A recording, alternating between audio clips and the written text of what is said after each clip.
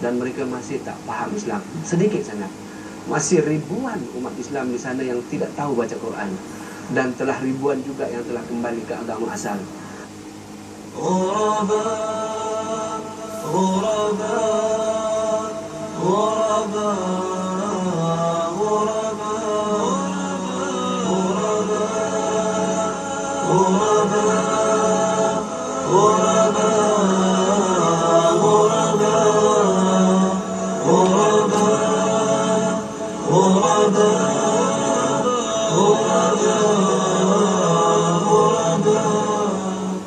A'udzubillahi minasyaitonirrajim. Bismillahirrahmanirrahim. Assalamualaikum warahmatullahi taala wabarakatuh. Terima kasih kepada para penonton yang sudi menonton rancangan Hijrah Munawarah dan memilih saluran TV Al-Hijrah untuk tontonan anda seisi keluarga. Hari ini kami bersama lagi dengan tetamu yang lain pula, dan juga hari ini kami bersama dengan pengacara yang lain juga Kak Ina. Saya introduce ataupun perkenalkan dia dulu Kak Ina. Tak lain tak bukan, iaitu Al-Fadil Encik Azmi Muhammad Ali. Dulu dah buat sekali kan dengan kita. Beliau adalah pengarah kreatif Sri Munawarah Design. Assalamualaikum. Assalamualaikum warahmatullahi wabarakatuh.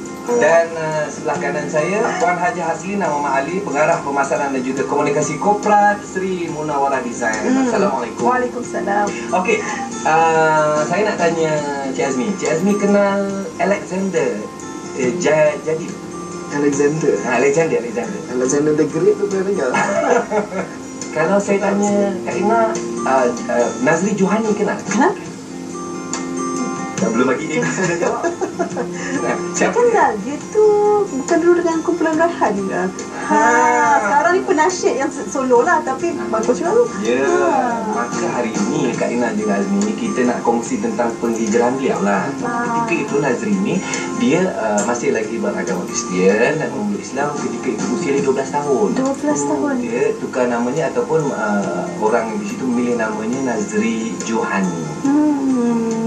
Cik Azmi macam pengikut kumpulan Raihan dia. Kita guna orang dari mana lama dengan Raihan ni sejak mula je dari dulu. Jadi kita kenal Ustaz Nazri ni daripada ketika dia nak berkecimpung dalam bidang nasyid dengan kumpulan Raihan. Dia apa kerjasama kumpulan Raihan bersama dengan Sri Munawarah? Oh, itu masa mula-mula Raihan nak ditubuhkan, dia mencari baju untuk image. Jadi sekarang ni apa kata kalau kita dengar juga, kita tinjau apa cerita Nazri dan bagaimana dia boleh menjadi berhijrah pada usia 12 tahun. Saksikan.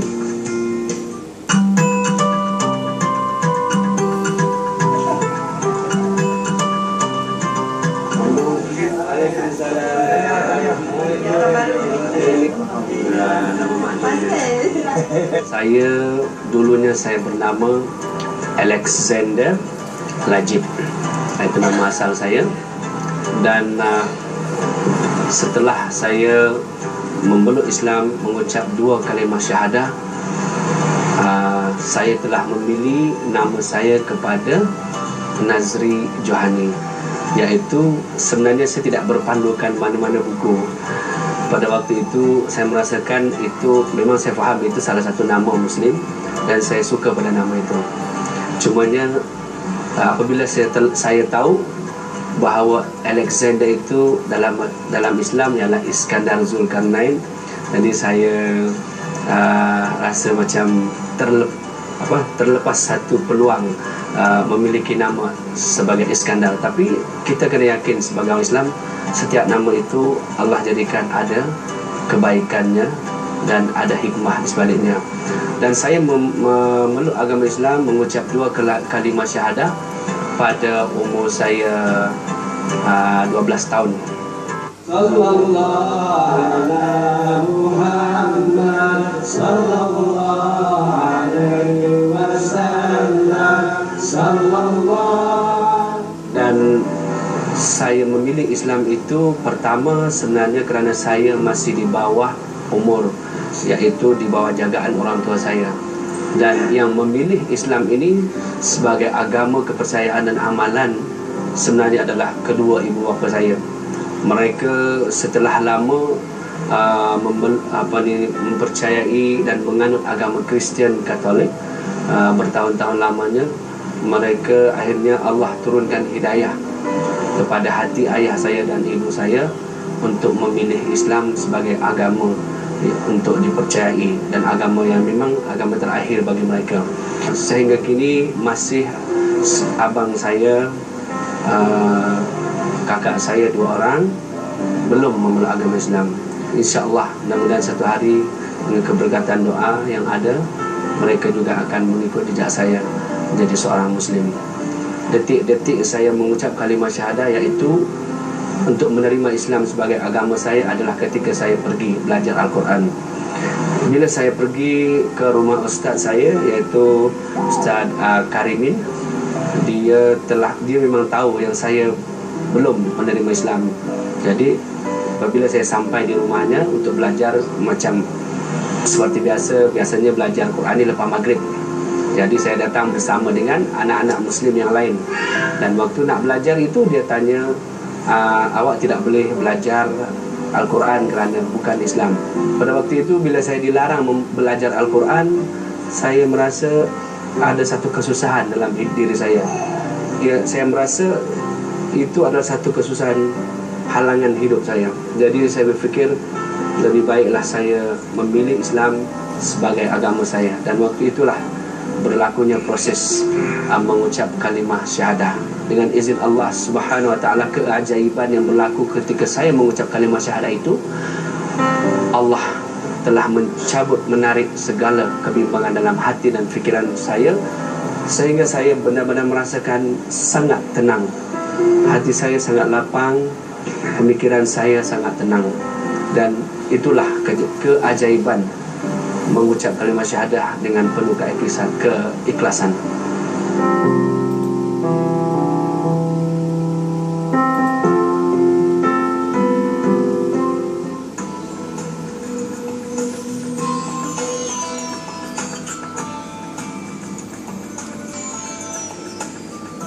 Dan hari ini kita berkongsi pengalaman dengan saudara Nazri, iaitu bekas penyanyi kumpulan Raihan. Beliau masih lagi menyanyi secara solo. Dan katanya beliau meninggalkan kumpulan Raihan bukan pasal ada pergaduhan, bukan kerana tidak setuju dan sebagainya, tapi kerana beliau ingin berdakwah balik ke negeri beliau. Mungkin Kaina tahu sejarah ni atau ceritanya. Yalah, kiranya bila dia kanak-kanak dulu mungkin ataupun sebelum jadi orang Islam, dia banyak mengajak orang ke arah yang lain. Jadi sekarang ni dia sedang pulang balik ke negeri Sabah dan mengambil peluang untuk mengajak orang di sana untuk ke jalan Allah Subhanahu Wa Taala, mencari cahaya, mencari nur. Jadi macam antara saudara Nazri ni dalam kumpulan Raihan, rasa dulu macam Cik Azmi rasa kumpulan Raihan ni rasa boleh pergi jauh tak? Dia memang sebab saya rasa orang yang bukan Islam pun yang mendengar kumpulan Raihan ni bernyanyi pun tertarik, dan ramai juga yang hafal. Kalau kita tahu cerita Raihan ni sampai ke hujung pelosok dunia, South Africa, Russia semua lah kan. Dan suara yang agak ketarik adalah suara Ustaz Nazri lah, masih dia dengan Raihan dulu. Dan sekarang pun walaupun dia solo pun suara dia masih tetap sama. Message tu very universal, tak kira dalam muzik ni very universal. Jadi benda tu pergi jauh sebab semua orang mahukan kebaikan dan ketenangan. Tapi sekarang ni kita bukan nak kongsi pasal tu, kita nak terus bersama dengan Ustaz Nazri untuk berkongsian Apa dia buat? Ya. Allahu Akbar.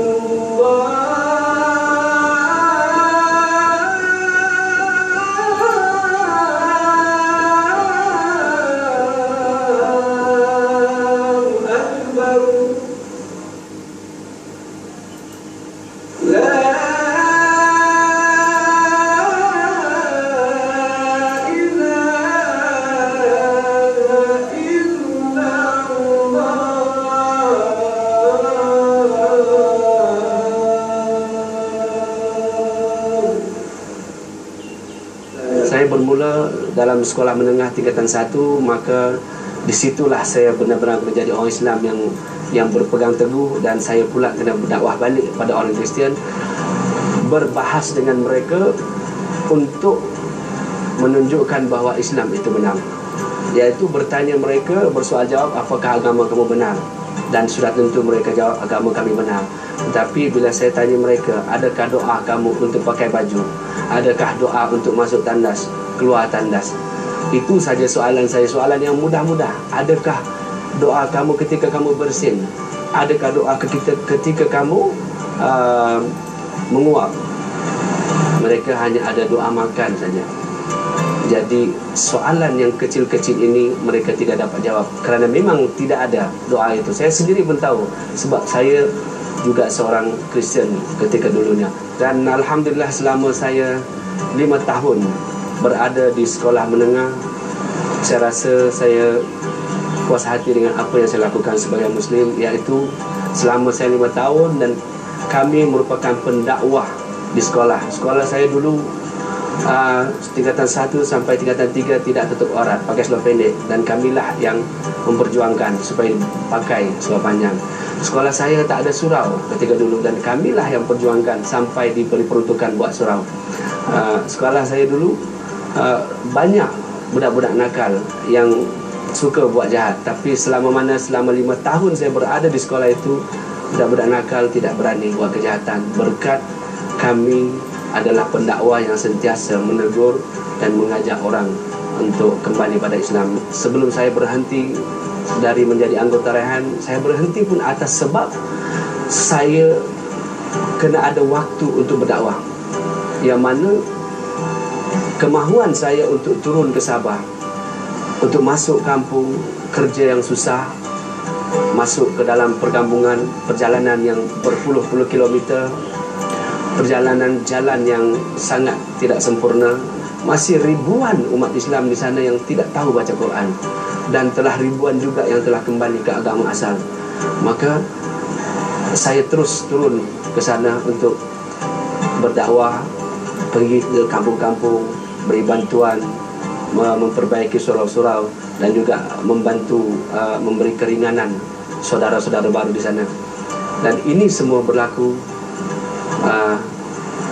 kerana saya mahu lakukan. Jika saya tidak mahu lakukan, mungkin saya lebih suka untuk berada dalam grup Raihan, menyanyi, menjadi artis seperti biasa, menerima jemputan, pergi luar negara, dapat bayaran dan sebagainya. Itu lebih asik. Tapi saya bersyukur kerana Allah beri saya kekuatan untuk sanggup melihat, prihatin kepada mu'alaf di Sabah.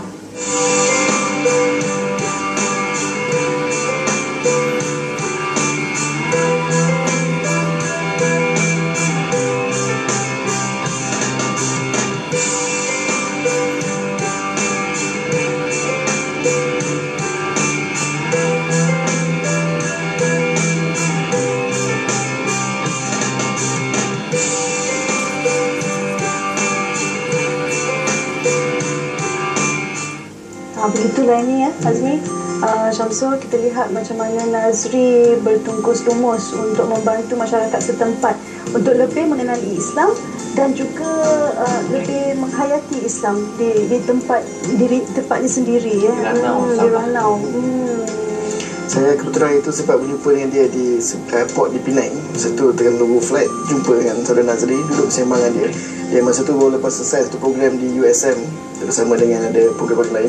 Dia nampak dia masih lagi gigih menjalankan program-program aktiviti di Semenanjung untuk dibawa balik semula ke Sabah lah kan. Jadi dia nampak sangat gigih kan, Ikut dana ke? Ikut dana dan buat aktiviti dia.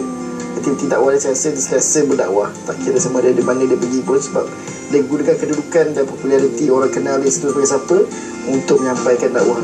Jadi macam saudara Nazri cuba buat ialah dengan mengumpul dana, dan kemudian apabila ada saudara baru yang meluk Islam, mereka akan masukkan di situ, dan kemudian rasanya bila dah ada ilmu sedikit, bukan lama nanti duduk situ terus masak dia, tapi ada ilmu sedikit dan mereka akan dihantar balik ke rumah masing-masing, dan kemudian buatlah hidup dengan diri sendiri ataupun hidup seperti biasa. Baik, kita teruskan lagi berkongsi pengalaman kita dalam Hijrah Munawarah bersama dengan Ustaz Nazri. Silakan.